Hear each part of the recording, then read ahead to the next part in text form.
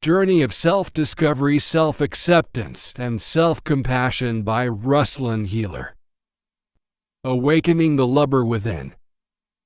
Dear friend, before we step into this journey together, I want you to do something simple. Pause. Close your eyes, take a breath in through your nose, hold it gently, and let it out slowly. Now listen carefully. In the quiet of that breath, there is a voice inside you. Maybe it sounds sharp and demanding. Maybe it whispers words of doubt or judgment. Maybe it's the voice that tells you, not good enough. Too much. Why can't you get it right? That voice has been with you for years.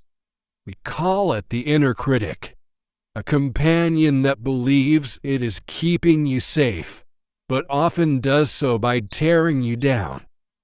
You may have inherited it from childhood, from parents who scolded more than they praised. You may have absorbed it from culture, from comparisons, from the perfectionism of school or work. Wherever it came from, it has shaped the way you see yourself. But let me ask you something, tender and daring. What if this voice could change? What if your inner voice could become your greatest ally instead of your greatest enemy? What if, in your hardest moments, it spoke to you with kindness, compassion, and encouragement? What if, no matter what you faced, you could rely on yourself to be the one who whispers, "You are enough. You are loved. You can begin again." That vision is not only possible, it is waiting for you. This book is a map for the journey. Together we will, meet the inner critic and understand its roots. Discover the healing power of words and self-talk. Unlock the lover within, the tender voice of compassion, acceptance, and encouragement. Learn how to live as this lover so that your inner dialogue becomes a source of strength, resilience, and love that ripples outward into your whole life. I will not speak to you as a lecturer or as someone above you. I will speak to you as though we are sitting together, side by side, heart to heart. Because the truth is, I am walking this path with you too. This is not a journey toward perfection.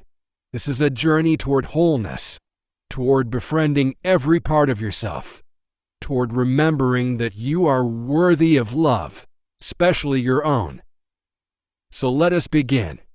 Take my hand. Let's meet the critic that has held you back for so long, and let's begin to awaken the lover within. Part 1. Meeting the Inner Critic. Chapter 1. The Voice That Holds You Back. Dear friend, let's start with honesty. You and I both know that there is a voice inside you that is not gentle. A voice that keeps a running commentary on your life, criticizing, questioning, belittling. Sometimes it is loud, screaming at you in moments of failure. Sometimes it is quiet, a whisper that slides in when you're about to take a leap of courage. That voice says things like, "They'll never be good enough. Why even try? You'll just mess it up. Look at them. They're better than you. You should have figured this out by now." And because you've heard it for so long, part of you believes it. But here's the truth. This inner critic is not the deepest truth of who you are. It is a pattern, a habit of thought formed long ago. To move beyond it, you must first understand where it comes from, where the critic was born. No one is born with an inner critic. Babies don't scold themselves for crying too much or for stumbling when they try to walk. They cry, they stumble, they get up again. Without shame, without self-judgment. So, where does the critic come from? For many of us, it begins in childhood. Maybe you grew up hearing phrases like, "Why can't you be more like your brother? Don't be so sensitive. You'll never succeed if you don't try harder." These words, spoken over and over, carved pathways in your brain. They became the template for how you speak to yourself. What started as someone else's voice became your own. For others, the critic grows through culture. Society loves to compare. Your grades, your looks, your career, your possessions. Advertisements whisper, "You're not enough until you buy this." Social media shouts, "Look at their life compared to yours." Slowly, the critic grows louder. And for some, perfectionism is the soil in which the critic thrives. The belief that only flawless effort, perfect results, and constant success make you worthy. Anything less, the critic says, is failure. How the critic shapes us.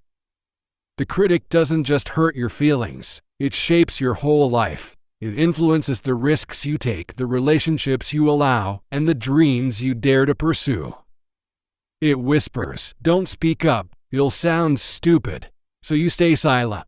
It warns, "Don't try, you'll fail," so you play small. It hisses, "You're not lovable as you are," so you hide parts of yourself.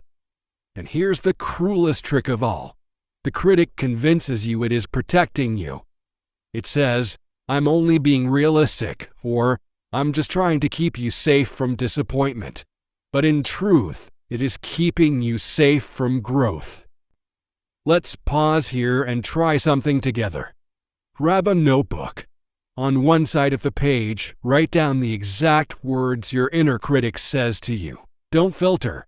Write them as they come. On the other side, leave space. We will return later to respond with kindness, but first, you must hear the critic clearly.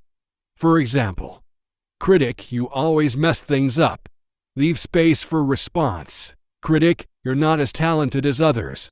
Leave space for response. This exercise may sting, but remember, you are not these words. You are simply observing them, bringing them out into the light. Closing reflection. The critic is not the enemy. It is simply an old protector that learned the wrong methods. It was born from the voices of the past. It grew out of comparison, fear, and perfectionism. But now it no longer serves you. Take a breath and whisper to yourself, "I hear you, critic, but I am learning a new way.